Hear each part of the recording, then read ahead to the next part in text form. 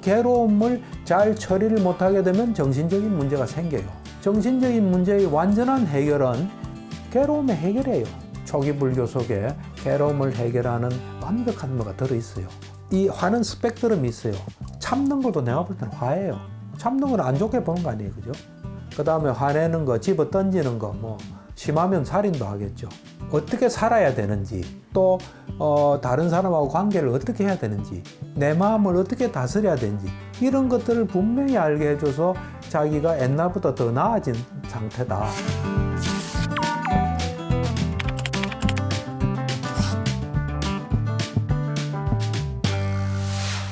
불교 정신치료 하면 어떤 사람들은 이거 종교 아니냐, 좀 그래 그 염려를 나타내는 분이 있거든요. 그래서 내가 이제 그 종교에 대한 이야기를 조금 해야 될 것 같아요. 이 릴리전을 종교로 번역했어요. 라틴어 릴리지오에서 나온 거예요. 그 릴리지오가 뭐냐면은 나약한 인간이 전지전능한 신을 숭배하고 예경하고 또 의식을 치르는 걸 릴리지오라 그랬어요. 그래서 서양의 릴리전 하면 언제나 신이 딱 붙어 있어요.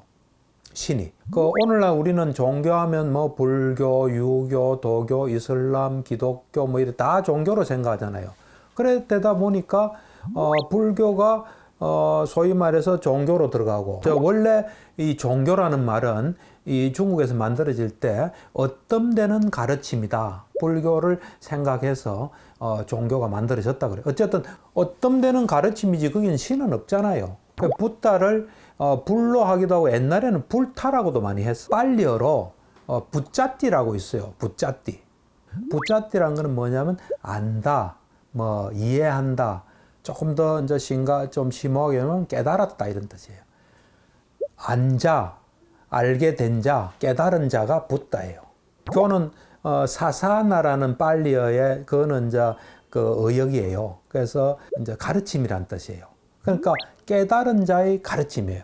우리가 어떤 존재인지, 우리 몸과 마음은 어떤 것인지, 또 우리가 왜 괴로움을 겪는지, 이 세상은 어떻게 돌아가는지, 그걸 깨달은 거예요. 이런 불교는 어찌 보면 누구나 관찰해서 놓은 거예요. 그래서 붓다는 항상 그래요. 나는 알고 본다. 본다란 게 있어요. 오직 진리만이 자기 인생의 목표인 사람들이 해가지고 온 검증된 진리예요. 오늘날 지금은 궁극적인 과학이라 볼 수 있어요.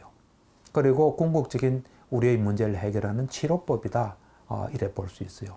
그러니까 내가 볼 때는 불교는 서양에서 릴리전을 번역한 종교로서 좀 말하기가 좀 곤란해요. 불교의 과학적인 또 보편적인 누구나 마음을 열고 경험하면 알 수 있는 그런 걸 가지고 이제 불교 정신치료라는 체계를 세웠죠. 사실은 이 불교 정신치료를 세우게 된 계기가 내 나이 30살 때예요. 그때 내가 이제 정신과 전공이 2년 차였어요. 집사람이 자기 학교 선생님한테 가서 인사를 좀 하러 가자 그러더라고.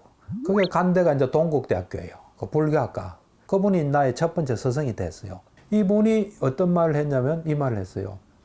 불교는 인간의 괴로움을 해결하기 위한 완벽한 시스템이다. 당신이 하는 정신의학도 정신적인 문제, 괴로움 해결하는 거 아니겠냐. 이 인간의 괴로움을 해결하는 불교 시스템인 이 불교의 말만, 용어만 좀 바꾸면 훌륭한 정신의학의 체계가 될 거라서 나 깜짝 놀랐죠. 그걸 듣고 불교는 진리구나. 내가 불교를 평생 해야 되겠다 하는 불교적인 마음도 생겼죠. 그 다음에 이제 내 전공하고 연결돼서 요거를 잘 이해하고 실천한다면 도움이 되겠구나. 이래가지고 이게 불교가 이 정신치료적인 요소를 가지고 있구나. 내가 이 불교 정신치료란 체계를 2014년에 세울 때까지 둘이 같이 간 거죠. 항상 이제 내가 뭘 경험해서 나한테 도움 되잖아요. 그러면 이것이 보편적인 경험인지 누구나 할 수 있는 경험인지 그것을 잘 보고 누구나 할 수 있다면 그걸 이제 환자들한테 쓰기 시작한 거죠. 그 사람에 맞게. 나는 불교란 용어는 하나도 안 써요. 왜냐면 나를 찾아오는 사람들은 불교도 있고 기독교도 있고 가톨릭도 있고 무신론도 있고 종교를 싫어하는 사람도 있어요. 어쨌든 나는 그 사람의 문제를 해결할 때 그 사람이 이해할 수 있고 또 그 사람이 실천할 수 있는 거로 해야 되잖아요. 나만이 할 수 있는 도움이 아니라 누구든지 할 수 있는 경험인지 이걸 또 살펴요. 그래, 이게 딱 되면 이제 그 사람에 맞는 방법을 찾아서 이제 쓰는, 그걸 이제 계속 한 거죠. 누가 나한테 잘해줘서 괴로움 없는 게 아니에요. 괴로움이 없는 시스템을 만든 거예요. 그래서 내가 우리 환자들은 보면은, 환자는 괴로움이 있을 수밖에 없는 시스템이 있는 거예요. 그래서 내가 환자가 오면 항상 이런 말을 해요. 당신이 지금 이렇게 힘든 상황은 당신이기 때문에 그런 게 아니다. 힘들 수 있는 뭐가 있었다, 요렇게. 요 힘들 수 있는 걸 없애는 올바른 노력을 하면 이건 없어진다. 그래서 이거를 내가 제시할 수 있다. 해서 하면은 이건 없어진다. 그 모든 정신치료의 근본이 인간이 어떤 거라는 걸 파악하는 틀이 있는 거예요. 그 틀 속에서 문제를 해결하는 거예요. 이 불교도 완벽한 어떤 이해가 있고 그걸 바탕으로 인간의 괴로움을 완벽하게 해결한 그런 경험이 있고 그 다음에 많은 사람에 의해서 검증됐고 내가 볼 때는 그 보통 우리가 과학적인 정신치료의 시작은 프로이드로부터 보는데 내가 볼 때는 과학적인 정신치료의 시작은 2600년 전에 부타 학파예요. 그러고 그 괴로움을 잘 처리를 못하게 되면 정신적인 문제가 생겨요. 자살도 괴롭기 때문에 자살하는 거예요. 그렇지만 괴로움이 있는 한은 또 할 수도 있어요. 그 사람을 자살의 위험으로부터 완전히 벗어나게 하는 것은 괴로움을 해결하는데 이 초기 불교 속에 괴로움을 해결하는 완벽한 뭐가 들어있어요. 경험한 걸 토대로 해서 그 세 가지 원리를 세웠어요. 하나는 뭐냐면 세상이 움직이는 이치예요. 정신적인 문제가 생기는데 괴로움은 사람으로부터 와요. 무슨 컵이 나를 괴롭게 하지 않아요. 사람으로부터 오는데 이 세상이 어떤 원리로 돌아간다는 걸 잘 알고 내가 피해받지 않고 다른 사람도 좋게 하고 나도 좋게 하는 이게 불교에는 확실히 있어요. 그걸 내가 이제 불교 정신치료의 하나의 원리로 삼은 거예요. 세상의 이치. 그 다음 두 번째는 이제 몸과 마음의 속성을 두 번째 원리로 삼은 거예요. 이게 뭐냐면 우리의 모든 건 어찌 보면 몸과 마음에서 일어나잖아요. 그러면 몸이 어떤 원리로 움직이고 어떤 속성을 가졌고 마음이 어떤 원리로 움직이고 어떤 속성을 가졌다는 걸 잘 알면은 그에 맞게 하면 정신적인 문제가 생길 리가 없잖아요.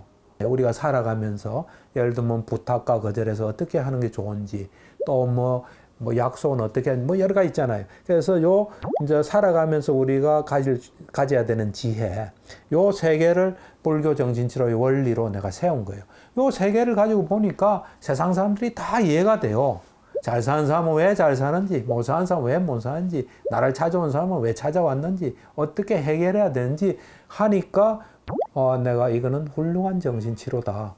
내가 우리 환자들을 쭉 보면서 나한테 치료받은 걸 좀 뭐 괜찮으시면 좀 적어달라 해가지고 좀 그걸 받으니까 공통점이 있어요. 어떻게 살아야 되는지, 또 다른 사람하고 관계를 어떻게 해야 되는지, 내 마음을 어떻게 다스려야 되는지 이런 것들을 분명히 알게 해줘서 자기가 옛날보다 더 나아진 상태다 하는 그런 게 그리고 그 사람들뿐만 아니라 나한테 치료받은 사람들은 다 한결같이 그런 이야기를 해요. 그러니까 이 불교 정신치료는 가장 핵심이 정확히 보는 거예요. 그래서 정확히 보고 환자가 자기가 나아지기 위해서 해야 될 걸 하는데 기억나는 사람 한 사람이 이제 여자예요, 여자. 여자인데 이 사람이 굉장히 우수한 사람이에요. 이제 좀 요즘도 좋은 고등학교가 있잖아요. 뭐 이런 데를 다녔어요. 다니고 대학도 좋은 데를 갔어요. 그리고 아주 이제 우수한 데 이제 이제 들어갔어요. 그 회사도. 그런데 이제 그동안 쭉 잘 되다 보니까 거기서 너무 실망한 거예요. 실망하다 보니까 이제 우울증이 오고, 그 다음에 우울증이 오면서 화가 많이 내재되어 있었던 것 같아요. 이제 자기가 좀 실패했던 그 대기업이 있거든요. 그 가다가 갑자기 엄청난 화가 나가지고 막 가서 난동을 부린 거예요. 그러다 보니까 경찰이 오고 이래서 입원되고 그래 된 거예요. 그런데 내가 찾아와서 내가 이제 세상이 어떻게 돌아간다, 또 인간관계는 어떻게 해야 되고 뭐 이런 걸 쭉 지혜를 많이 닦게 해줬어요. 그러고 이제 마음 다스리는 거 그걸 하고 난 뒤에 물론 이제 그 사람은 전에부터 약은 썼어요. 근데 지금 뭐 내가 볼 때 약을 안 먹어도 되는 상태인데 최소 용도로 약은 쓰고 있어요. 그런데 이 회사가 좋은 회사예요. 그렇다 보니까 막 아무리 우수한 사람도 회사에 허덕허덕 하는데 다른 사람들 볼 때, 야, 너는 진짜 특이하다. 왜냐면 이 사람은 세상이 보이니까. 그 자기 마음 다스니까 너무나 여유 있게 인정받으면서 잘 살아가고 있어요. 내 치료는 이제 이게 우리가 세상에 맞지 않게 하는 걸 없애주는 거예요. 내가 뭘 원한다. 그건 난 잘못됐다고 생각 안 해요. 근데 세상에 일어나는 일은 일어날 만한 인과가 돼야 일어나는 거예요. 내가 원하는 게 있으면 그게 일어날 수 있는 뭘 해야 되는 거예요. 예를 들어서 내가 간호사가 날 존경해 주길 바래요. 불러다가 너 나 존경해 이러면 가겠죠. 여기다 큰일 나겠다. 마음에서 존경이 일어날 수 있는 뭐를 내가 해야 돼요. 요술을 부려야 돼요. 요술을 부려서 싹 녹게끔 해야지 그냥 이거 원하니까 해달라. 그건 세상이 질 모르는 거예요. 옛날에는 그 화병이래 가지고 참아가지고 문제가 많이 됐거든요. 요즘은 분노 조절 장애 너무 폭발하는 것 같아. 화는 정말 다스리는 게 필요한 게 우리가 화내잖아요. 내는 사람이야 이유가 있고 당연하죠. 화를 한번 받아봐요. 화낸 사람 얼굴 보면요 정말 힘들어요. 화의 대상이 되면 진짜 힘들어요. 근데 이제 화를 좀 근본적으로 생각해 볼 필요가 있어요. 안 좋게 보거나 내가 바라는 대로 안 되거나 이건 잘못됐다고 생각할 때 화가 나는 거예요, 사실은. 예를 들면 어떤 사람은 배가 고픈데 먹을 게 없으면 화내는 사람 있어요. 안 그래요? 그런데 우리가 좀 더 정확하게 지혜롭게 보면 무슨 일이 있든지 있을 만한 이유가 있는 거예요. 인과의 법칙상. 그건 있을 수밖에 없어요. 근데 여기에 초점이 안 가 있고 이거 잘못돼서 왜 이래? 이 틀렸어. 이래 되면 화가 나는 거예요. 그거를 정확하게 이래 보면 거기서 지혜가 생기고 그 다음에 좋은 경험이 되고 뭘 배울 수 있어요. 그래서 그러니까 점점 지혜가 많아지면 화내는 게 줄어들어요.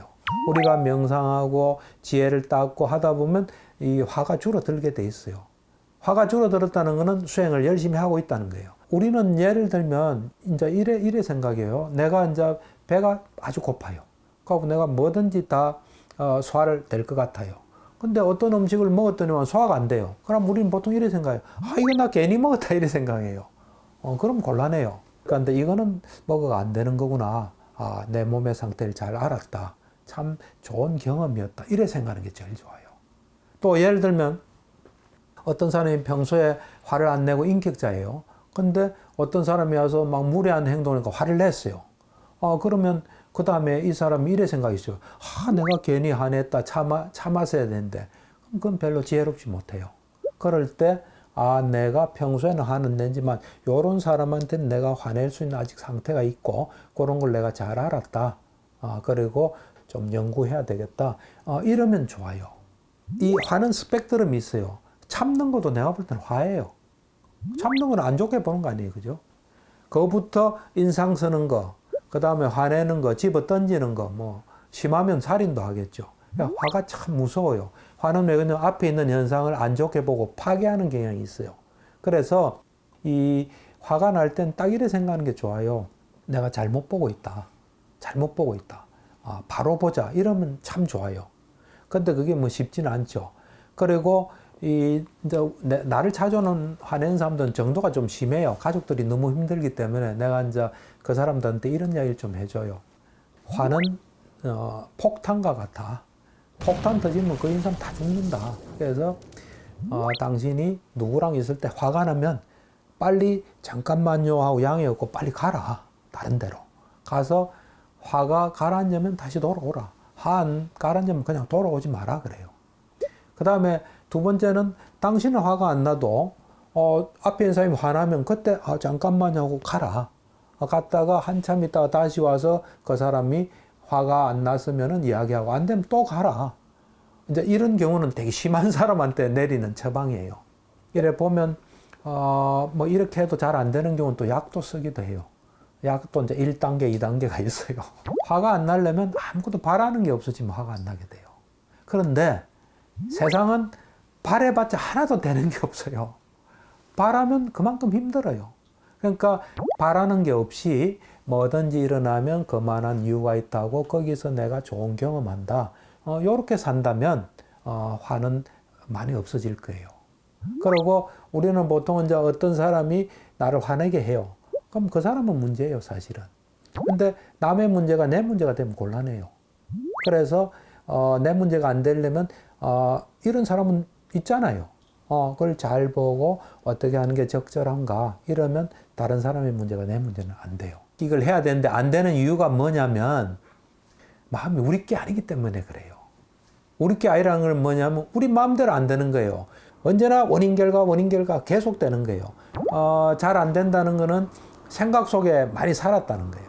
그래서 이제 그거를 이제 현재 집중하는 훈련을 해야 돼요. 이거는 생각으로 절대로 되는 게 아니에요. 이거는 해야 돼요. 안 하고는 안 돼요. 그 근육질의 몸을 만들겠다. 그러면 생각으로 된다고 생각하는 사람 있어요. 가서 뭐 엿길 들어야 되잖아요. 마음도 똑같아요. 마음도 뭔가 원하는 게 있으면 훈련을 억지로라도 자꾸 해야 돼요. 그리고 거기서 참 소중한 걸 발견하고 고맙고 뭐 이런 걸 해야지 항상 일에 정확하게 파악하고 그에 맞게 하면서 나도 좋고 여기도 좋은 걸 찾아가는 방법. 그게 제일 중요해요.